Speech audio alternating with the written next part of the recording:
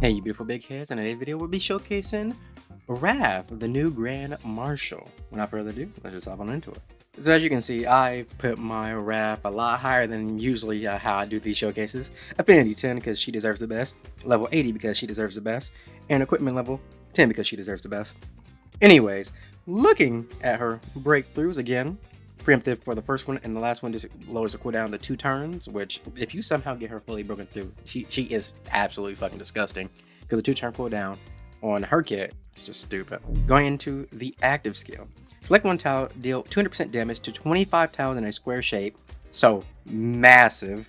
And if the caster is within the range, the final damage is increased by 30%. So pretty straightforward. Big square, if you're inside big square, you do more damage. Alright. So looking at her chain combo, she has 4 chains instead of the standard 3.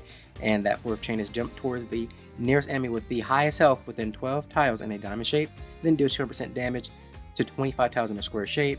And then during each tile connected, each instance of damage dealt decreases the trigger condition by 1. That being said, the final chain combo being 20 tiles really doesn't mean much, simply because every time you hit an enemy, the condition will go down. On top of that, it is a teleporting chain combo, so when you actually do hit the enemy, you will first teleport over them and be in the best possible position to then do the chain combo itself. So you'll be in the center of them, hitting them with all 25 tiles. So it's really good. And then last but not least, the equipment skill. Normal attacks can target enemies within 8 tiles in a cross shape.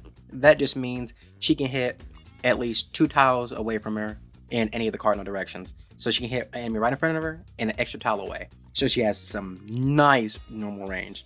And then enemies attacked by the active skill will enter the Thunderous Echo status for 2 rounds, and then deals 40% damage to targets under the Thunderous Echo status within 12 tiles in a diamond shape for each tile the team traverses.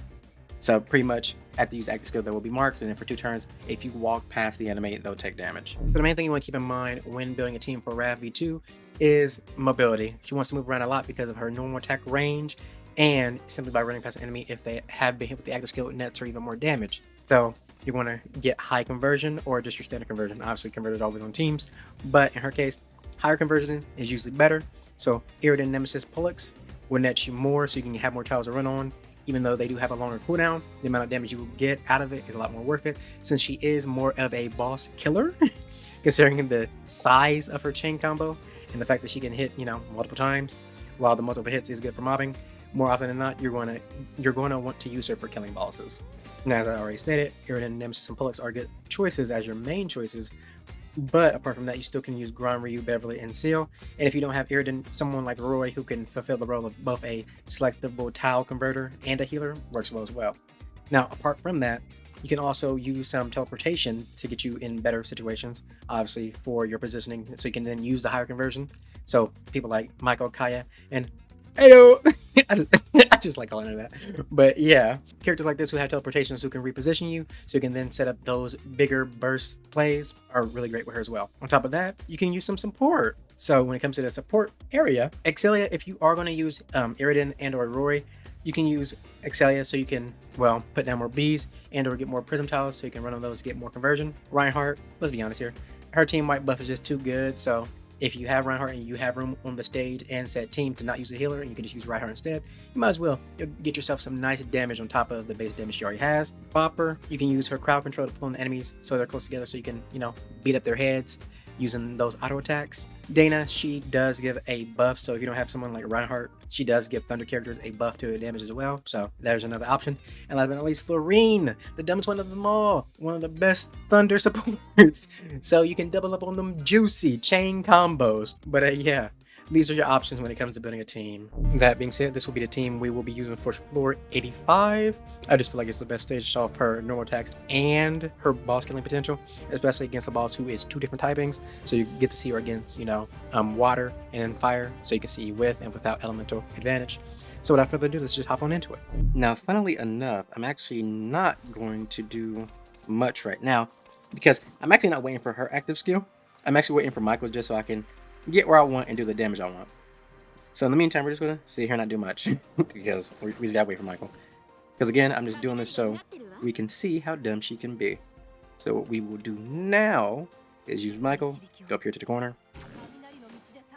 We will use a Nemesis to set up a whole line straight down. As you can pretty much see what we're about to do here. And it goes 2 over, so we'll skip 2 again. Place that down. And since we do have the active skill, we might as well use it. I'm going to bring it a little bit over just so I can be inside of it. And then we will initiate the fluorine stupidness. And then we will go... Actually, we're going to do it like this. I'm trying to... There we go. Get right in the center. And then we're going to slow it down because Jesus fucking Christ. I always forget that the 2x speed does this. But as you can see, all these hits that she will be doing. I always forget to get it off of 2x speed. It really gets me. Then we'll set it back up to 2 times. And then actually, what are you about to do? Yeah, we'll just go up to his face. That's kind of funny because since they added the 4x speed, honestly, it feels weird not being in it after using it, privately. What are you about to do? Okay, the blast. Go right here. Getting in situations like this, we are literally just gonna wait it out. You should be hitting everybody. So what we will do, since it's gonna be up next turn, we're just going to go down here and kill these guys because why not? And everybody will get some hits off along the way.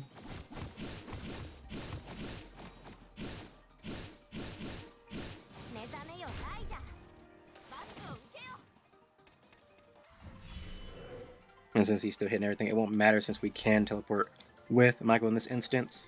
So he'll do that, and then we're just going to repeat it one more time. Oh, we can't. We have to wait one more turn. So we'll just go back.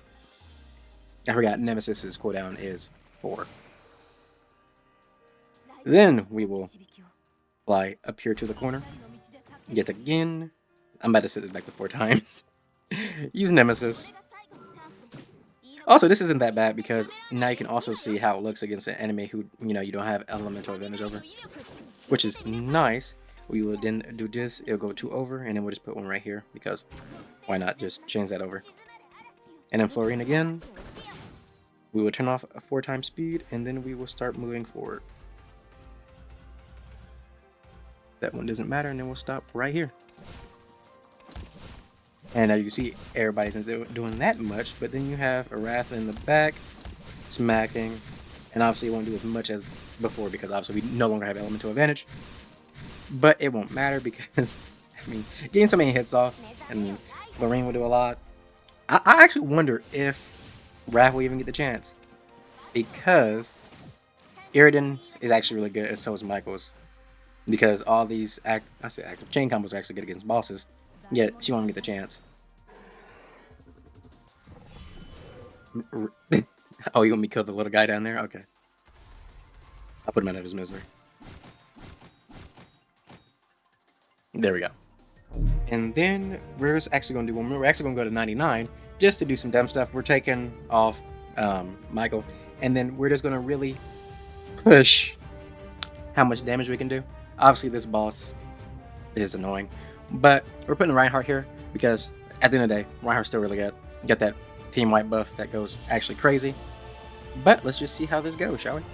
And obviously I'm doing 2 in this one because I already knew the first boss would die pretty fast. But this is just further bringing home the point that she actually really is good. She should be able to handle this not too badly. Obviously, this boss, when you use active skill is the main, well, everybody heals and get more damage. But when everybody's hit by chain combos, their defense is lowered by 5%. So, there's a little giving, a little bit of taking.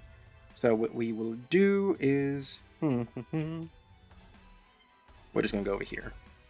And I'm going to put myself back to 4x speed because it's very annoying.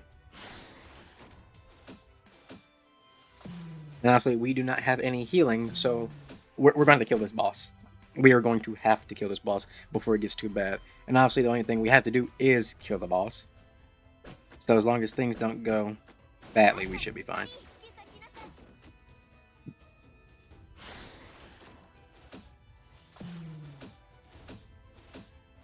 There's a lot more monsters appearing. And then we'll go up here. And we should... You hear that confidence? We should be a... Oh, why'd you get in front of me? We should be able to kill. Do this. Use Nemesis.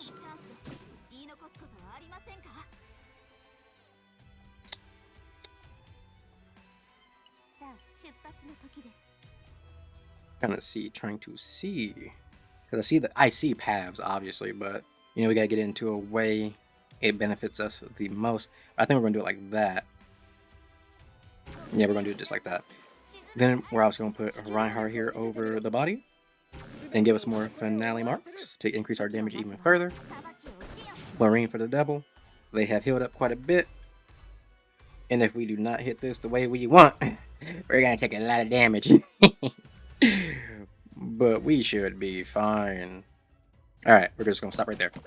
And hopefully, we're gonna slow it down as well. We're gonna put it on 2 times. Hopefully, the targeting goes to the right place. Because it does say with the highest health, so it should be the boss, obviously. Let Florine do hers. And funny enough with this, let's see. All the stacks actually did go, because it's at 58, crazily enough. But we're only at 65, 57. Reinhardt is going to do some big chunks. And then, boom. And, boom. Ooh, barely alive. That is kind of funny. Let's see, how can we do this? Because no matter where we go, we're getting hit right now. No matter where we go, we are getting hit. I wonder if we'll do enough damage if we just walk past. Yeah, we will. Yeah, we're fine. Yeah. Yeah, dead. So hopping right on into rating Wrath V2. Honestly, I would give her a nice solid S.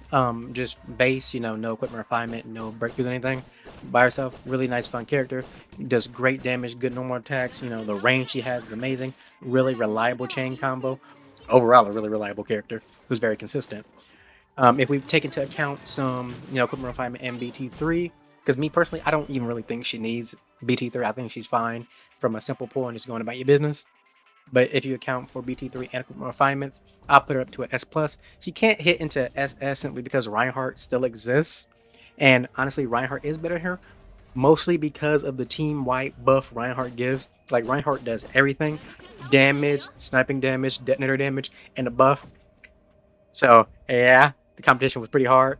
But for Rav V2, I mean, she's still a great character. It's just that she ain't got that buff like Reinhardt does. And that buff just changes things so much. But yeah, no, overall, great character. Again, if you pull her, you really don't need a second copy, in my personal opinion. She's a solid character. And then the equipment refinement really doesn't do much. It just allows her to get a nuke of a active skill because it becomes, you know, full screen or it becomes smaller. And then it just increases the damage of you walking around enemies by 10% more. The most you get from the actual equipment refinement in this case is just the raw stats, which are, you know, always great. So yeah, that's how I'm feeling about Wrath V2. Hope you enjoyed the video. Like, comment, subscribe, all that good stuff. I'll see you on the next one. I love you guys, and bye-bye.